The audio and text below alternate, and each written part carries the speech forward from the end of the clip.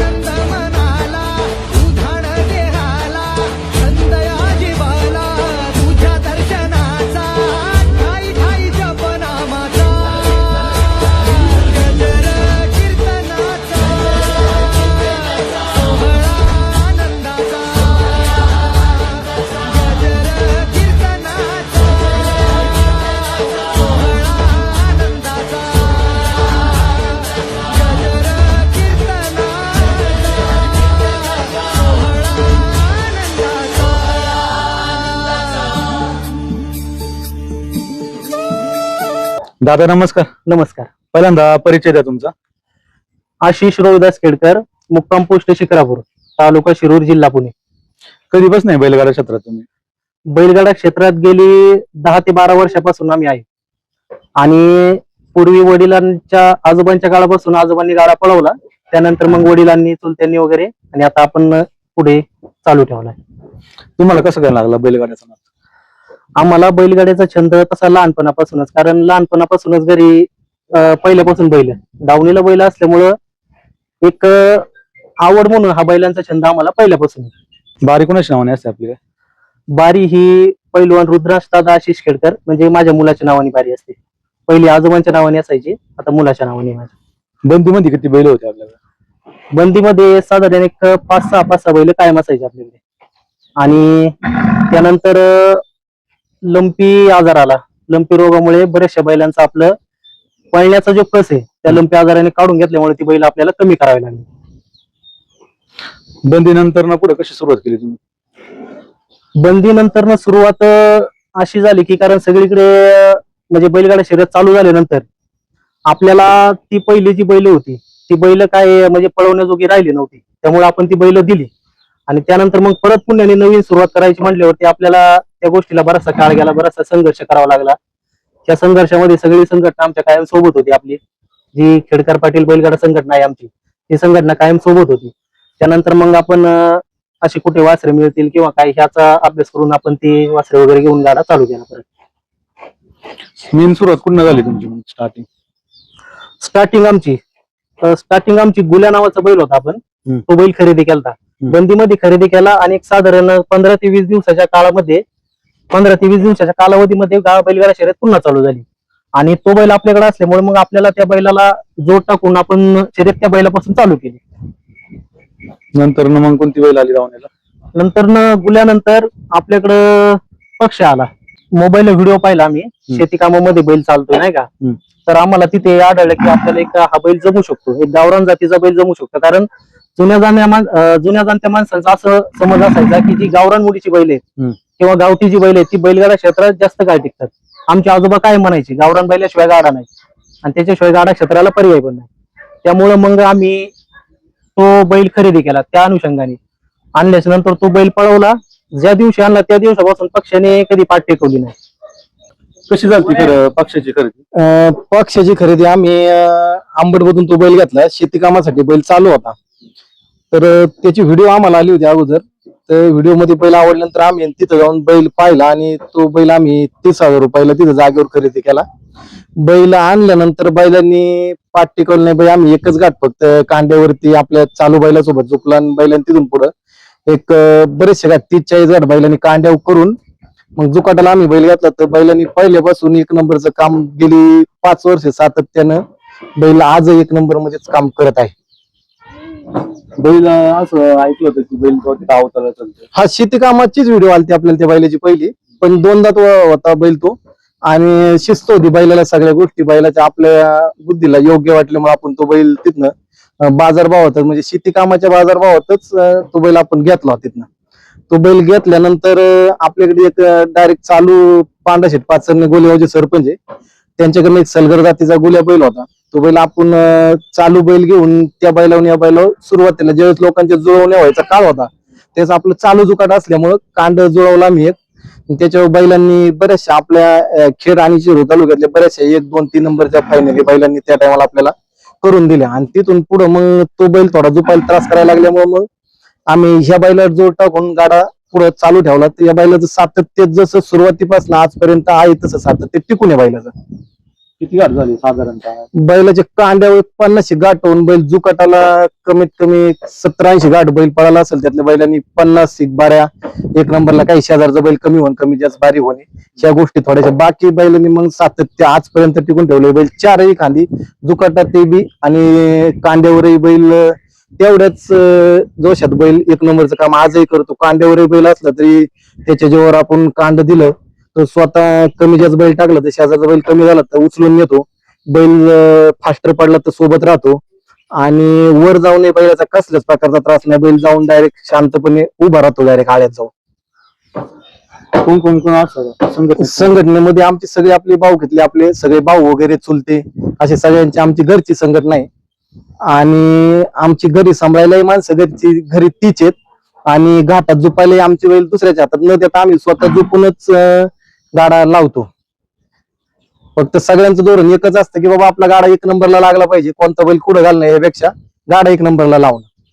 काय पक्षाची खासियत? पक्षाची खासियत अशी आहे की बैलाला घाटात गेल्यानंतर बैल गावरान ओळीचा आहे, बैल दिसायला ऍक्टिव्ह नसल्यामुळे बैलाला कुणी जर हिनवलं की आधी या बैलाला नाही जमणार किंवा काय जर कमी लेखलं की त्या दिवशी बैल 100% डबल गतीने काम करून त्याचं अस्तित्व तोच दाखवून देतो. आम्ही बोलत पण नाही आणि आम्हाला कधी त्यांनी बोलायला लावलं पण नाही. काय बक्षीस स्वरूपात काय भेटलं? बैलाच्या भरपूर फायनली 1, 2, 3 नंबरात आपल्या तालुक्यात समजा कमी बक्षीस लागत असलं तरी बैल 1, 2, 3 फायनल मध्ये कायम राहतो. बऱ्यापैकी एखाद्या दिवशी कमी जास्त बैल मुडवर असतो, कुठं काय तेवढ्याच गोष्टी थोड्याशा कमी जास्त घेतात. बैलाच्या आतापर्यंत 2-3 टू व्हीलर झाल्या आणि बैल एक नंबरला पहिल्यापासून सातत्य ठेवून काम करतोय. कोणत्या बैलांबरोबर पळला? बैल जास्त करून एक सलग पळाला. आमचे मामा आहेत काळूराम शेट लंगोटे, वापगावचे उद्योजक. त्यांचं जवळजवळ 40 गायींचा खिल्लार गायींचा गोठा आहे. त्यांचा मिल्खा म्हणून एक बैल, त्याचं याची सावड जवळजवळ एक पूर्ण सीजन चालली होती. बैलांनी कुठंच बारी पडून नाही दिली. फायनली बैलांनी तिथं बऱ्याच केल्या आणि दोन्ही बैल, तोही बैल आमचा घरचा असल्यासारखा झोपायला शांत सगळं त्यांचा कांड्यावर एक. आणि त्यावेळेस आपला मोन्या म्हणून जो आता गोरा जुकाटात पळतो तो गोरा त्यावेळेस 2दा 4दा अशा वयात तो कांड्यावरती त्यांच्या बैला संघ असायचा ऍक्टिव्ह. कांड एक सारखीच बैल झाली ती मागची 2 जोकाटही सेम झालत आणि कांड एकदम सेमच झालत. त्यांनी त्यावेळेस आपल्याला चांगलं सातत्य ठेवून एक पूर्ण सीजन त्या जुकाटाने आपल्याला 1 नंबर मध्ये ठेवलं. त्यानंतर बैल ह्या वर्षी मग पक्ष आम्ही पुढे घेऊन माग मोन्या घालून पाहिलं तर मोन्याने त्याच्यासोबत 1 नंबरच काम केल्यामुळे मग आम्ही पक्ष माग घेतो कधी पुढे. 4ही खांदी दोन्ही बैल पाळतात. इंस्टावरती आपलं एक पेज आहे. हो. कोणत्या नावाने पेज आहे? आशिष खेडकर 8797 या नावाने पेज आपल्या इंस्टावरती. आणि त्या पेज वरती आपले खूप व्हिडिओ व्हायरल होतात जेणेकरून तुमच्या स्वतःच्या बैलांची माहिती त्या व्हिडिओ मध्ये असते. ही संकल्पना कशी काय? मागील 1.5 वर्षापूर्वी एक मोराच्या चिंचोलीचा घाट होता. त्या घाटात गेलो असताना असं जाणवलं की आपला बैल घरून निघल्यापासून ते घाटात पळाल्यापासून वर आळ्या पकडल्यापासून घरी येईपर्यंत एक रील आपण बनवावी त्याच्यावरती. त्याच्यामुळे सहज संकल्पना डोक्यात आली आणि ती आपण रील बनवली. ती रील इतकी व्हायरल झाली की त्यामुळे मला पुढची संकल्पना सुचत गेली की एक आपल्या बैलांची माहिती जगाला कळावी. आपला बैल काय आहे, आपला संघर्ष कळावा. एक गाडी मालकाचा संघर्ष हा सर्वसामान्य गाडी मालकाचा संघर्ष हा काही सोपा विषय नसतो त्याचा.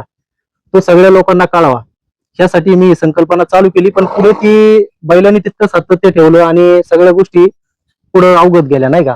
त्यामुळे ते जास्त व्हायरल झाल्यामुळं काय काय संघर्ष बघायला भेटला बैलगाड्यात तुम्हाला? बैलगाड्याचा संघर्ष, बैलगाड्या इतका संघर्ष तर आम्ही म्हणजे असा कुठे पाहिला नाही. कारण आमचं वय काय तेवढं नाही का. त्यामुळे बैलगाड्याचा संघर्ष आम्हाला थोडा लवकरच आला. कसं करायचं, बैलाची जुळवणी कशी असावी, बैल खरेदी करण्यापासून बैलाची खरेदी कशी करावी, बैल कसा असावा नाही का, ह्या गोष्टीपासून ते बैलाची जुळवणी करेपर्यंत. आणि सगळ्यात महत्वाचं ओळख. बैलगाडा क्षेत्रात ही ओळख खूप महत्वाची. ओळख नसेल तर कोण तुम्हाला बैल पण देत नाही, आजही खरे. त्यामुळं मग आम्ही ह्या गोष्टी सगळ्या ज्या आहेत ह्या गोष्टी एक एक अनुभव घेत गेलो आणि आतापर्यंत गेली 12 वर्षात एवढा अनुभव आला आणि आता हा गाडा त्या पद्धतीने चालू आहे. चांगला अनुभव पुढे भेटला तुम्हाला? चांगला अनुभव याच्यामध्ये असा आहे की आपल्याकडे बैल एक नंबरचा हे दाखवणं ही खूप महत्वाची गोष्ट आहे. आणि त्याच्यामधनं जोडाला बैलाला बैल टाकणं किंवा समोरच्याने आपल्या 2 गोष्टी समजून घेऊन गाडा एक नंबरला लावणं ह्या महत्वाच्या गोष्टी समोरच्याने तितक्याच समजून घेतल्या पाहिजे. तर ती सावड टिकती आणि जुगलबंदी तुम्हाला बैल भेटत जातात आणि तुमचा गाडा एक नंबरला लागत राहतो. सावडी करायला प्रॉब्लेम येतो का तुम्हाला? सावडी करायला प्रॉब्लेम जसे प्रत्येक गाडा मालकाला आज प्रत्येकाच्या बोलण्यातनं सावडीला प्रॉब्लेम येतो. आम्हालाही अनेक अडचणी आल्या. पण त्याच्यामध्ये काही गोष्टी समजून आपण काही गोष्टी समजून घ्यायच्या असतात. काही गोष्टी आपल्या सोबतचा बैल आहे त्या माणसाने समजून घेतलं की तो गाडा एक नंबरला लागतो आणि सगळ्यांच्या आशीर्वादाने सगळ्यांच्या समंजसपणाने तो गाडा पुढे चालतो. अडचण त्याला येत नाही. बैलगाडा आहे, बैलगाड्याला काय आता जोडधंदा वगैरे? बैलगाड्याला आपला व्यवसाय वॉटर सप्लायरचा व्यवसाय, शेती आहे. त्या व्यवसायातून याच्यातून सगळ्या गोष्टी फक्त शेतीवरती बैलगाडा एक नंबरला कायमस्वरूपी टिकवून ठेवणं. काही वेळेस बैल कमी झालं, बैल घेणं, कमी जास्त पैसे देऊन तुम्हाला बैल घ्यावी लागतात. गाडा एक नंबरला लावण्यासाठी प्रयत्न आतोनात करावे लागतात. त्याच्यामुळं शेती क्षेत्र तुम्हाला जास्त प्रमाणात असेल तर तुम्ही शेतीवरती ती गोष्ट करू शकता. पण व्यावसायिक दृष्ट्या तुम्ही थोडेसे स्टेबल असाल तर मग तुम्ही जास्त दिवस सातत्याने हे गाडा क्षेत्र टिकवू शकता. तरुण पिढी आहे आपली. आता आम्ही सगळे स्वतः ज्यावेळेस आम्ही बैलगाडा क्षेत्रामध्ये कार्यरत झालो, ज्यावेळेस आजोबां वडिलांनंतर आम्ही ज्यावेळेस गाडा पळवायला लागलो, त्यावेळेस शाळा वगैरे शिक्षण झाल्यानंतर आम्ही या गाड्यात आल्यानंतर आमची वय 18-20 ह्या वयामध्ये आम्ही या क्षेत्रामध्ये उतरलो. तर उतरल्यानंतर पहिले एक 4-5 वर्ष अनुभवाला गेली, काही गोष्टी शिकायला भेटल्या, काही गोष्टी ऐकायला भेटल्या, नवीन माणसं भेटत गेली, सगळं मित्रपरिवार वाढत गेला. मग त्यातून माणूस शिकत ह्या इथपर्यंत गाडा एक नंबरला लावण्यापर्यंत आम्ही तो अनुभव घेऊन टिकत राहिलो किंवा शिकत राहिलो. तर कसं असतं घरनं गाठापर्यंत गाडा गाठाचं टोकन टाकल्यानंतर किंवा टोकन टाकायच्या अगोदर नियोजन झाल्यानंतर पहिल्यांदा टोकन टाकला जातो. आपला टोकन कधी येऊ आपण तयारी ठेवून राहतो.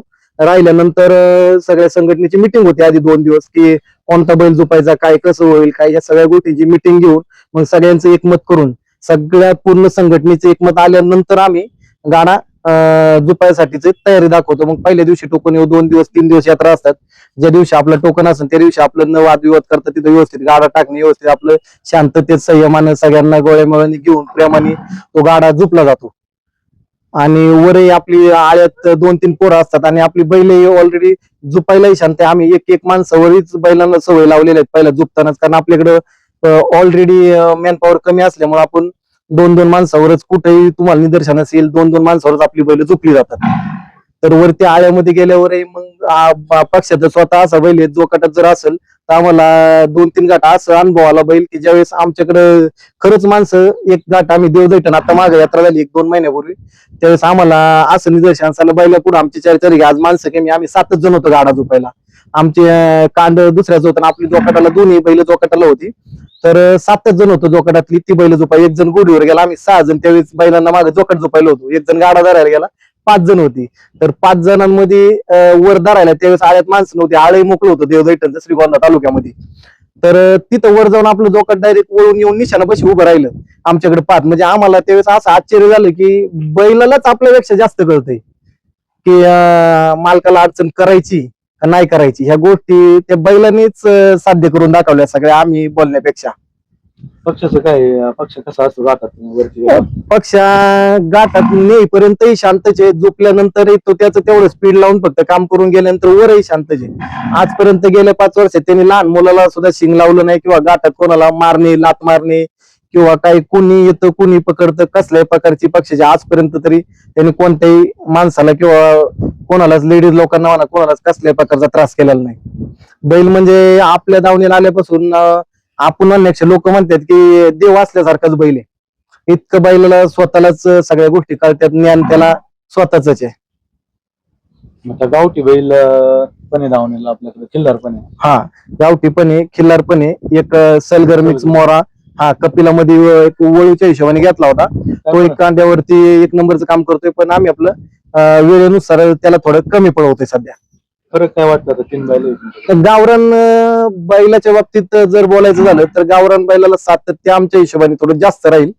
तो बैल जास्त काळ पळू शकतो, वय झालं तरी ती बैल शेवटपर्यंत साथ देतात. तो उद्या जुकाटात नाही काम झालं तरी कांड्याव करतो, कांड्याव नाही जुकाटात, म्हणजे ते गावरान बैलाला सातत्य आमच्या अनुभवातून जास्त आहे. ते बैलांनी आणि साध्य करून दाखवलं. कारण गावरान बैलांची जी सावड आमची मागच्या वर्षी झाली होती, काळूराम शेटलंगोटे आमचे मामा, तर ती सावड आमची जवळजवळ सीझनभर चालली.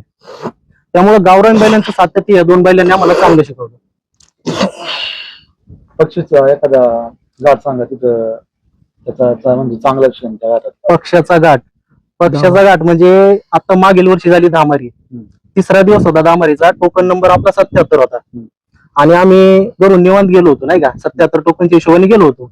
आणि आम्हाला वाटलं होतं की आपल्या काही फळीफोड होईल किंवा नाही याची काही शाश्वती नव्हती नाही का, आपल्या बैलांची नाही. की पहिले गाडे मालक होते ते मोठी मोठी नाव होती पहिले, त्याच्यामुळे आम्ही आपल्या बारीच्या हिशोबाने गेलो होतो. पण आपला बारी झुकीपर्यंत पण फळीफोड झाली नव्हती. आणि आपल्या गावचे चेअरमन निलेश थोरात यांचा शिवा आणि आपला पक्षा, ह्या जोडीने तिथं 1 नंबर केला. 11 सेकंद 84 मिली पॉईंट बारी झाली. तो एकदम म्हणजे आमच्यासाठी अविस्मरणीय क्षण होता. एकदम डोळ्यात पाणी आणणारा क्षण होता आमच्यासाठी तो. गाठात गेल्यानंतर जुपणीचं नियोजन काम करतो, जुपणीला पण असं घाटात गेल्याच्या नंतर झुकण्याचं नियोजन आमचे शिकारापूर नगरीचे आमचे मित्र जयसिंग शेट राऊत उर्फ दत्ता राऊत यांच्याकडे ते नियोजन असतं. गेले 13 वर्ष तेच आपल्या बैलांची जुपणी करतात. आजपर्यंत जुपणी एकाही गाठात फसली नाही आजपर्यंत तरी. तरुण वर्ग ह्या क्षेत्रात जास्त वळालेला आहे. तर तरुण वर्गाला कशा प्रकारे तुमच्याकडून संदेश असतो? तरुण वर्गानं आपली सगळ्या गोष्टी पाहून, घरचे व्यवसाय पाहून, कामधंदे पाहून, आपलं शिक्षण पाहून ह्या क्षेत्राकडे वळावं असं माझं वैयक्तिक मत आहे. त्याच्यामध्ये महत्वाचं म्हणजे याच्यामध्ये तुमचा थोडासा अभ्यास असावा. की गाडा 1 नंबरला लावायचं प्रत्येकाचं आज स्वप्न आहे. कालही होतं, आजही आहे, ते उद्याही असणार आहे. तर त्याच्यामध्ये प्रत्येकाने हा विचार करून आणि सगळ्या गोष्टींचा अभ्यास करून, की बैलाची खादड, बैलाची देखरेख, बैल कोणत्या जातीला निवडावा, या सगळ्या गोष्टींचा अभ्यास करून तरुण वर्गानं सुरुवातीलाच अभ्यास करून या क्षेत्रामध्ये उतरावं, म्हणजे पुढे जास्त अडचणी येत नाही. किती खर्च येतो साधारणतः एखाद्या यात्रेला? साधारणतः एक गाड जर यात्रा करायची म्हणलं तर आपली घरची सगळी संघटना आहे. एका गाठाला गाडी भाडं वगैरे सगळ्या गोष्टींचा, पोरांना नेण्या आणायचा, सगळ्या गोष्टींचा टोकन, या सगळ्या गोष्टी जर पाठवा 10,000 रुपये सरासरी एका गाठाला खर्च येतो. पण तुमची बैल जर 1 नंबरचे असतील तर बक्षीस रुपये बैल तुम्हाला खर्चातले पैसे देऊन जातो. स्वतः खिशातले पैसे टाकावे लागत नाही, पण तुमचा गाडा 1 नंबरला लावणारी बैल तुमची पाहिजेच. आजपर्यंत तरी बैलांनी कधी खिशातून पैसे टाकायला लावलेत असं तरी कधी झालेलं नाही. पक्षाने ती वेळ आमच्यावरती कधी आजपर्यंत तरी येऊन नाही दिली. बैलांना खाद्यामध्ये आपण समृद्धी पशुहार म्हणून खाद्य येतं स्पेशल बैलांसाठी. ओरोड्याला आहे त्यांचा प्लॅन्ट आहे, तिथनं आपण खाद्य मागवतो. त्याच्यामध्ये त्यांचं 20 प्रकारचं खाद्य मिक्स आहे. तर आपलं पहिल्यापासून जसं त्यांनी शॉप चालू केलंय, प्लॅन्ट त्यांचा साधारणतः एक 5 वर्षाचा प्लॅन्ट असावा, बर्ने मॅडम म्हणून. तर तेच खाद्य आपल्या बैलाला कायमस्वरूपी असते आणि त्याच्यामध्ये आपण कॅल्शियम ऍड करतो आपल्या रेग्युलर मेडिकलचं. आणि खाद्यटीमध्ये मग प्रामुख्याने आपण कडबा, मुरघास कुट्टी भुईमुगाचा पाला सीजन वाईज असतो आणि बीट गाजर ह्या गोष्टी आपण कायमस्वरूपी ठेवतो बैलांना. किती खर्च येतो एक अंदाजे एका बैलाला? एका बैलाला सरासरी महिन्याचा आपल्याला एक 5,000 रुपये ते 7,000 रुपये खर्च येतो, घरची वैरण असून. घरची वैरण असताना सुद्धा. जर एखाद्याकडे घरची वैरण नसून सगळं विकत असेल तर त्याने मग विकतच्या कडवा कुट्टीवरती जास्त फोकस देऊन खाद्यावरती जोर देऊन बैल तो सांभाळू शकतो. त्याच पटीत खर्च येऊ शकतो, कारण आता कडब्याची पेंडी आणि कडवा कुट्टी याचे रेट जवळजवळ साम्य सारखंच आहे त्याचं. आणि शेती नसणाराही माणूस या क्षेत्रामध्ये एक नंबरचा बैल सांभाळू शकतो, टिकू शकतो. फक्त आपला छंद आणि आपली जिद्द पाहिजे की आपल्याला ही गोष्ट एक नंबर मध्ये करायची, तर तुम्ही ते साध्य करू शकता. त्याच्यामध्ये काही शक्यतो अडचण येत नाही. पक्षासाठी भरपूर जणांनी फोन केले असून तुम्हाला की बैल पळवायला वगैरे. हा छकडी आपल्या क्षेत्रामधले भरपूर जणांनी दिले आणि आम्हालाही बैल पडला की आम्ही कुणाला नाही म्हणत नाही, शक्यतो कुणालाही बैल देतो. कधी आदल्या दिवशी जरी फोन केला तरी सुद्धा आम्ही बैल बऱ्याचदा लोकांना गाठात घेऊन गेलेलो आहे. आणि छकडीवाले बरेच जण आपल्याला पहिल्यापासूनच म्हणतात हा बैल बकासूर जो पळतो त्या बकासूरच्या जातीतला बैल थोडासा गावरांमध्ये असल्यामुळं बऱ्याच जणांनी आपल्याला मागणी केली हा बैल एक तर विकत द्या किंवा जुपायला द्या. पण आपण व्यावसायिक आणि घरच्या कामांच्या हिशोबाने आपल्याला वेळ न काढता येत असल्यामुळे आपण बैल छकडीला वगैरे काय हाणायचा विचार आजपर्यंत तरी केला नाही. गरिबांचा राहिला का बैलगाडा? गरीब आणि म्हणून वैयक्तिक जर त्यांना साईड बिझनेस असतील तर ते टिकू शकतात, किंवा मग शेती क्षेत्र जास्त प्रमाणात पाहिजे तर टिकू शकतात. पण गरिबांनी 1 किंवा 2 बैल सांभाळून आपला छंद करू शकतात, तशी अडचण नाहीये. जुनी बैलगाडा पद्धत आणि आताची जी चालू बैलगाडा आहे काय फरक वाटतो? जुन्या बैलगाडा पद्धतीमध्ये एक आनंद होता, समाधान होतं. आता गाडा मालकांच्या दृष्टीने मिनी पॉइंट वरती खेळ आल्यामुळं गाडा मालक थोडं ईर्षेचा खेळ करायला लागले.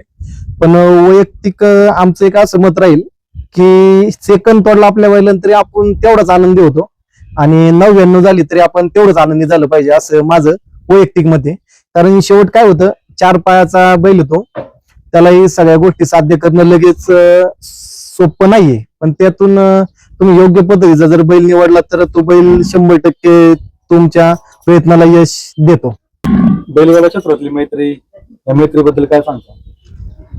बैलगाडा क्षेत्रातील मैत्री ही तर केव्हाही चांगली आहे. कारण जीवलग मैत्रीचं अनोखं नातं जे आपण म्हणतो ते बैलगाडा शर्यती. आणि ह्या बैलगाडा क्षेत्रापासून आमच्या किंवा बैलगाडा क्षेत्रातून सगळ्याच माणसांच्या ज्या काही गाड्या मालकांच्या सर्वसामान्य गाड्या मालकांच्या ओळखी होतात त्या ओळखी आज खूप मोठमोठे आहेत. आणि त्याच्यामुळे जे आपले काही मैत्रीचे संबंध आहेत ते चांगल्या प्रकारचे वाढतात. त्याच्यामधून काही ठिकाणी तो सोयरीक सुद्धा बऱ्याच ठिकाणी ठरलेले आहेत, नाही का?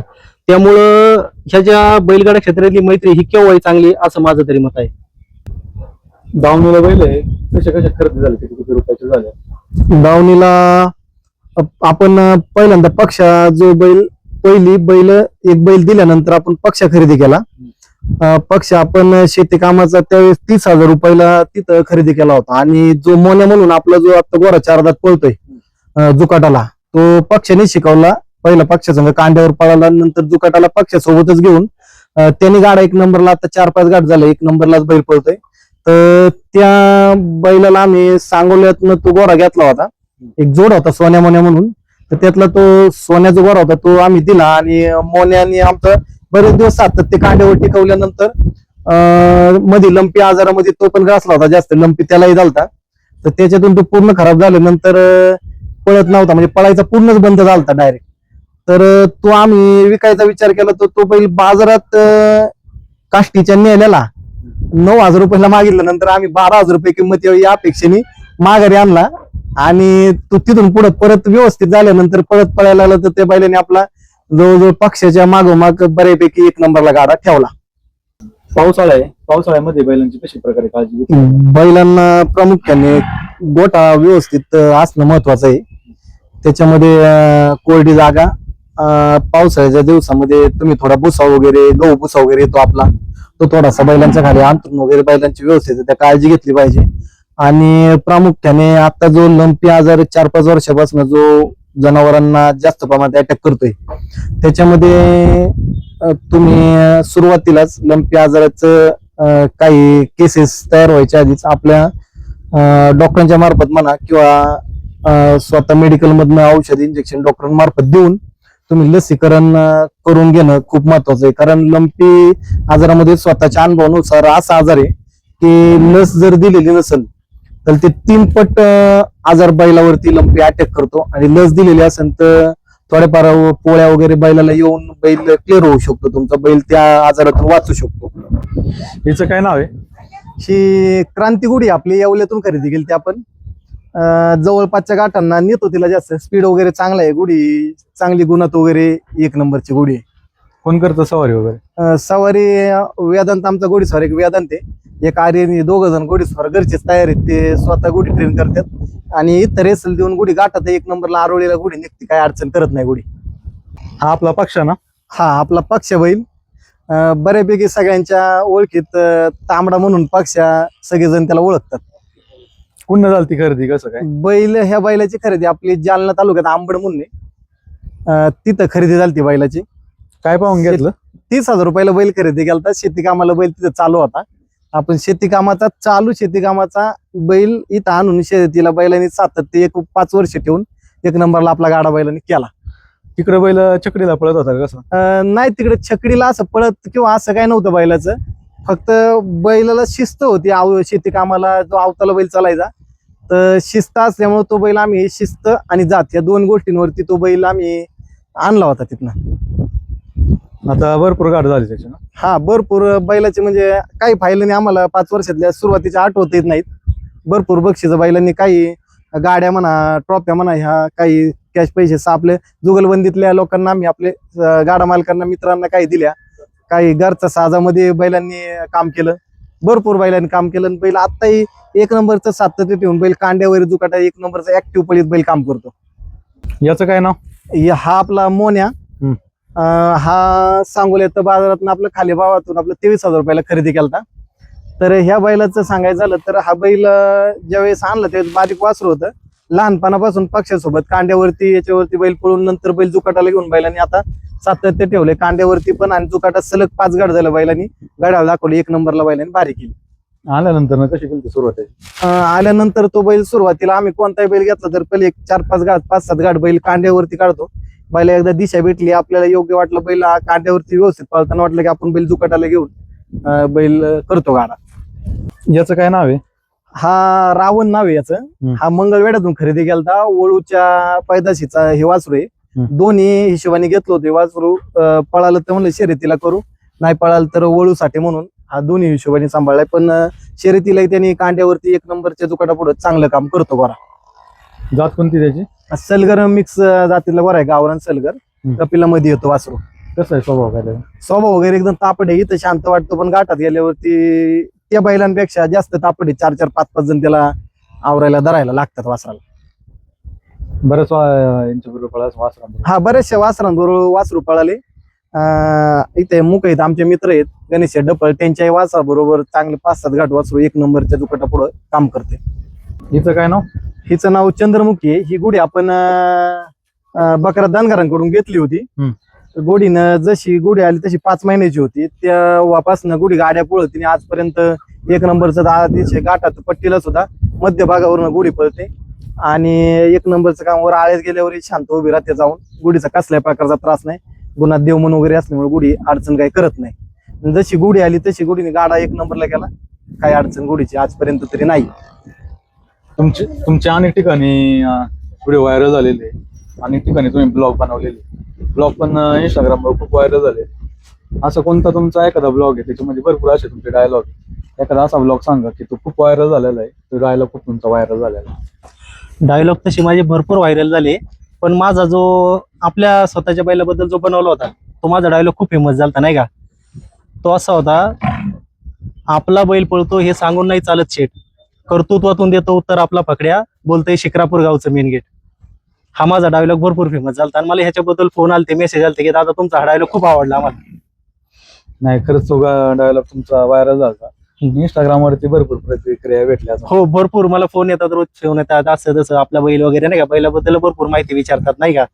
दादा आमचे ब्लॉग वगैरे बनवून देता का हे पण विचारतात, की आमचे स्वतःच्या बैलाचे बनवून देता का. पण त्यांना सांगितलेले मी स्वतः गाडा मालक आहे, ही बैल आपली स्वतःची, आपण फक्त आपल्या स्वतःच्या बैलांचं बनवतो, त्याच्या व्यतिरिक्त नाही कोणत्या बैलांचं.